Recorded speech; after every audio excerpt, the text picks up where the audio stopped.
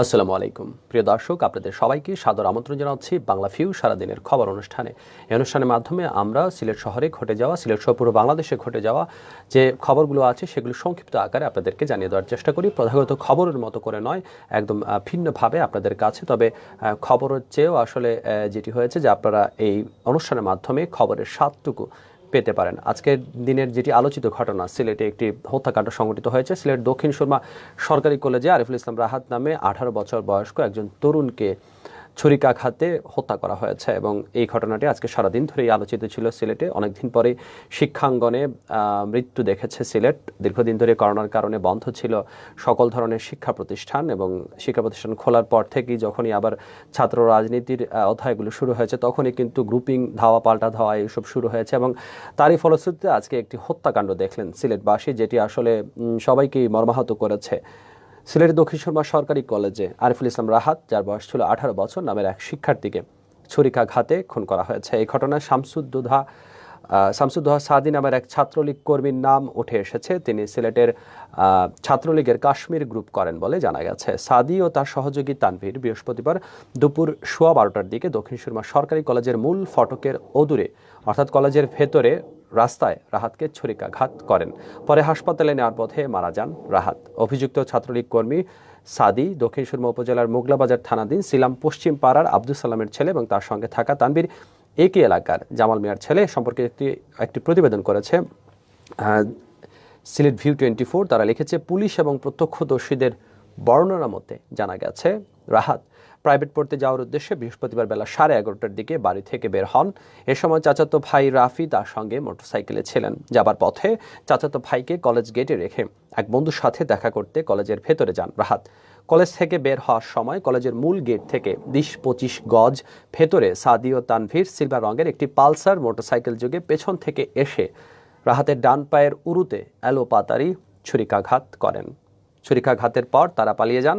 পরে রাহাতকে উদ্ধার করে হাসপাতালে নিয়ে যাওয়ার পর কর্তব্যরত চিকিৎসক তাকে মৃত বলে ঘোষণা করেন। রাহাতের মরদেহ ময়নাতদন্তের জন্য বর্তমানে Sylhet MAG Osmani medical college হাসপাতালে রাখা হয়েছে। তিনি দক্ষিণ সুরমা উপজেলার পুরাতন তেতলি এলাকার সুরমান আলীর ছেলে এবং দক্ষিণ সুরমা কলেজের দ্বাদশ শ্রেণীর বিজ্ঞান বিভাগের শিক্ষার্থী ছিলেন।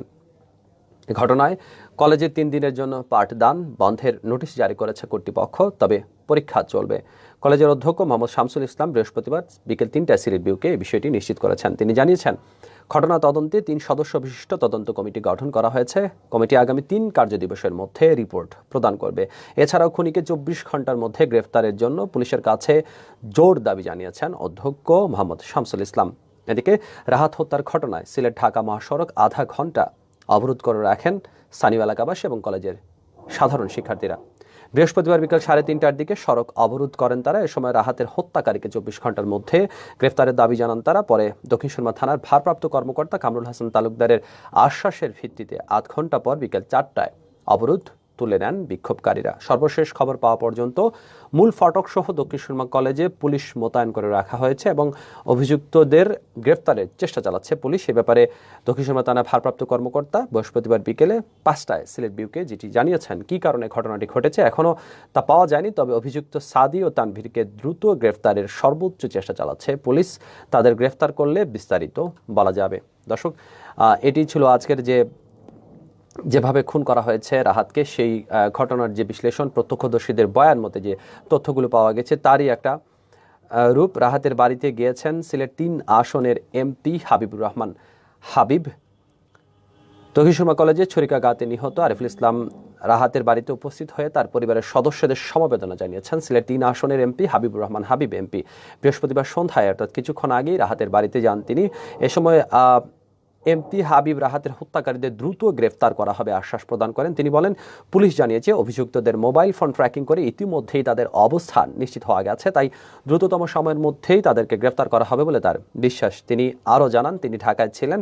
সিলেট ফিরেই ঘটনা সম্পর্কে জেনেছেন। খবর পেয়ে দক্ষিণ সুরমা থানার ওসি এবং উপজেলা নির্বাহী কর্মকর্তাকে তিনি ফোন করে বলেছেন 24 ঘন্টার মধ্যে যেন আসামিদের গ্রেফতার করা হয়। তিনি র্যাবের সহযোগিতাও চেয়েছেন। এই ঘটনায় জড়িতদের কেউ পার পাবে না, এরকম একটা মন্তব্যও করেছেন হাবিবুর রহমান হাবিব। দর্শক, জানাচ্ছিলাম সিলেটের একটি হত্যাকাণ্ডের খবর।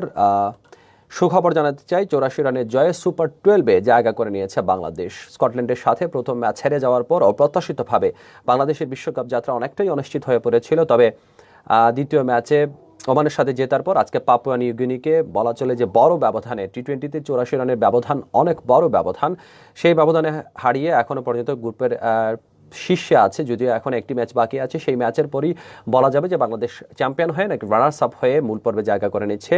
ওমানে হচ্ছিল ম্যাচগুলো, বাংলাদেশের পরবর্তী ম্যাচগুলো হবে দুবাই আরব আমিরাতে। সেই ম্যাচগুলো খেলার ব্যাপারে একদমই অনিশ্চয়তাতে পড়ে গিয়েছিল বাংলাদেশ, এবং একটা পর্যায়ে বাংলাদেশের টি-20 বিশ্বকাপের যাত্রাও কিন্তু শেষ হয়ে যাচ্ছিল। তবে আজকে ব্যাটিংটা ভালো হয়েছে।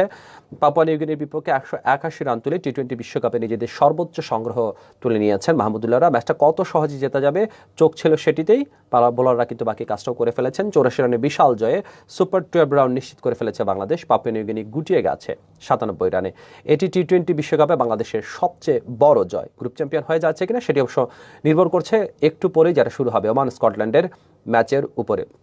আজকের দিনে সাকিব আল হাসান 4 ওভার বোলিং করে 9 রান দিয়ে নিয়েছেন 4টি উইকেট। চতুর্থ উইকেট তুলে নিয়ে এই মুহূর্তে টি-20 বিশ্বকাপের ইতিহাসে সর্বোচ্চ উইকেট শিকারী বোলার হিসেবে তিনি ব্র্যাকেট বন্দী হয়েছেন পাকিস্তানের অলরাউন্ডার শহীদ আফ্রিদির সঙ্গে। দুজনের উইকেট সংখ্যাই এখন 39। টি-20 বিশ্বকাপের সেরা বোলিংটাও আজ করলেন সাকিব। শহীদ আফ্রিদি যেহেতু অবসর নিয়েছেন, সেহেতু তার আর উইকেট সংখ্যা বাড়ানোর কোনো সম্ভাবনা নেই। সাকিবের উইকেট সংখ্যা আরও বাড়বে এবং সাকিবই পরবর্তীকালে টি-20 বিশ্বকাপের সর্বোচ্চ উইকেট শিকারী হবেন। আজকের দিনে অধিনায়ক যেটি করেছেন, অধিনায়ক মাহমুদুল্লাহ রিয়াদ 28 বলে 50 রানের একটা দুর্দান্ত ইনিংস খেলেছেন, এবং সামনে থেকে দলকে নেতৃত্বের যে ব্যাপারগুলো আছে সেটা কিন্তু অধিনায়ক নিজেই দেখিয়ে দিয়েছেন, এবং যে কারণে বাংলাদেশ এ ধরনের একটা দুর্দান্ত জয় তুলে নিয়েছে। এবং 23 অক্টোবর তারিখ থেকে মূল পর্ব শুরু হচ্ছে, এবং বাংলাদেশের গ্রুপ কিন্তু এখনো সেট হয়নি যে কোন গ্রুপে বাংলাদেশ পড়ছে, এবং সেই গ্রুপটি সেট হলেই আমরা বলতে পারবো যে বাংলাদেশ আসলে ঠিক কোন পর্যায়ে যাচ্ছে। দর্শক, আজকেও সাম্প্রদায়িকতার প্রতিবাদে সহিংসতার সাম্প্রদায়িক সম্প্রীতিতে নেতিবাচক প্রভাব ফেলেছে এই ধরনের একটা মন্তব্য এসেছে। এটি হচ্ছে যে সিলেট জেলা প্রেস ক্লাব আজকে দুটি সাংবাদিকদের সবচেয়ে বড় দুটি সংগঠন আজকে সিলেটে তারা কিন্তু মানববন্ধন করেছেন। তারা সাম্প্রদায়িক যে অসহিংসতা তৈরি হচ্ছে তার পরিপ্রেক্ষিতেই তারা কিন্তু সম্প্রীতির কারণে আজকে এই মানববন্ধন করেছেন। এবং সিলেট জেলা প্রেস ক্লাব আয়োজিত সম্প্রীতি বন্ধনে বক্তারা বলেছেন, আবহমান কাল থেকেই সাম্প্রদায়িক সম্প্রীতির দেশ হিসেবে বাংলাদেশের সব ধর্মের মানুষ শান্তিপূর্ণভাবে সহাবস্থান করে আসছেন, কিন্তু সম্প্রতি দেশে উগ্র মৌলবাদী গোষ্ঠী সহ স্বার্থান্বেষী গোষ্ঠী নানা সময়েই সহাবস্থান নষ্টের চেষ্টা চালাচ্ছে। এসব সহিংসতার সূত্রপাত কিভাবে হলো, কিভাবে এর বিস্তার ঘটলো তা এখনই তদন্তাধীন বিষয়। কারা এসব ঘটিয়েছে, এসব ঘটনা দেশের সাম্প্রদায়িক সম্প্রীতিকে নেতিবাচক প্রভাব ফেলছে। সহিংসতার শিকার এসব মানুষের জীবনে এতটাই দুর্বিষহ হয়ে উঠেছে, নিজ দেশে তারা পরবাসীর মতো বাস করতে বাধ্য হচ্ছেন, যা একটি স্বাধীন এবং সার্বভৌম দেশে কখনোই কাম্য নয়। দর্শক, আমরাও আশা করব যে বাংলাদেশের এই যে বিষয়গুলো তৈরি হয়েছে, সাম্প্রদায়িক অস্থিতিশীলতা তৈরি হয়েছে, সেটা যেন খুব দ্রুতই সম্পন্ন হয়।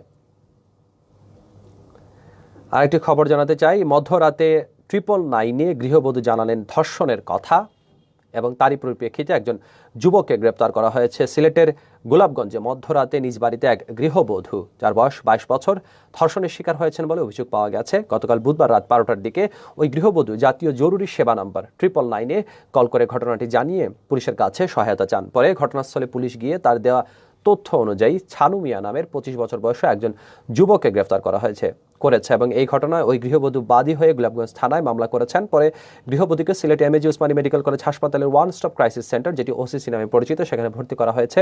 পুলিশ জানিয়েছে, গতকাল রাতে গৃহবধূ একাই বাড়িতে ছিলেন। এর সুযোগ নিয়ে পূর্ববর্তী ছানু মিয়া তাকে ধর্ষণ করে পালিয়ে যান। এ সময় ছানু মিয়া ঘটনাটি কাউকে না জানাতে তাকে হুমকি দিয়ে যান। পরে গৃহবধূ তার মুঠোফোন থেকে 999 নম্বরে কল করে পুলিশকে ঘটনাটি জানান। খবর পেয়ে গোলাপগঞ্জ থানা পুলিশ গৃহবধূর বাড়িতে গিয়ে তাকে উদ্ধার করেন। পরে তার দেওয়া তথ্য অনুযায়ী গোলাপগঞ্জের একটি গ্রামে অভিযান চালিয়ে অভিযুক্ত সানু মিয়াকে গ্রেফতার করা হয় পুলিশ। এবং এ ব্যাপারে গোলাপগঞ্জ থানার উপপরিদর্শক ফয়জুল করিম জানিয়েছেন, 999 থেকে ফোন পেয়ে থানার ভারপ্রাপ্ত কর্মকর্তা আমাকে ঘটনাস্থলে পাঠান। সেখানে গিয়ে প্রথমে ভিকটিমকে উদ্ধার করি, পরে তিনি থানায় লিখিত অভিযোগ দায়ের করেন, যা পরে মামলা হিসেবে নথিভুক্ত হয়েছে। অভিযোগের পরিপ্রেক্ষিতেই আমরা সানু মিয়াকে তার নিজ বাড়ি থেকে গ্রেফতার করি। গৃহবধূকে ওই রাতেই Sylhet MAG Osmani medical college হাসপাতালে ওসিসিতে ভর্তি করা হয়েছে।